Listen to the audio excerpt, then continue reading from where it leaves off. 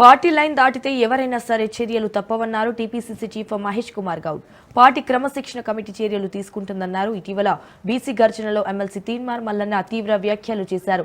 కులగణన ఫార్మ్స్ కి నిప్పు పెట్టాలని మల్లన్న వ్యాఖ్యానించారు. దీన్ని సీరియస్ గా తీసుకున్న పార్టీ క్రమశిక్షణ కమిటీ షోకాజ్ నోటీసు జారీ చేసింది. ఈ నేపథ్యంలో పీసీసీ చీఫ్ వ్యాఖ్యలు ఆసక్తిగా మారాయి. అటు మంత్రి ఉత్తమ్ కూడా మల్లన్నపై పీసీసీ చర్యలు తీసుకుంటుందన్నారు. మంత్రి కామెంట్స్ చేసిన కాసేపటికే మల్లన్నకు నోటీసులు జారీ అయ్యాయి. పార్టీ ఎంపీ అయినా కాంగ్రెస్ పార్టీలో ఎంత చిన్నవాడైనా పెద్దవాడైనా క్రమశిక్షణకు లోబడే ఉండాలి. క్రమశిక్షణ తప్పినప్పుడు ఏం చేయాలో కమిషన్ కమిటీ చూసుకుంటది.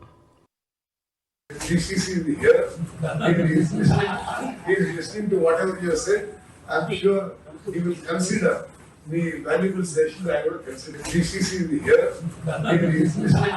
He is listening to whatever you have said.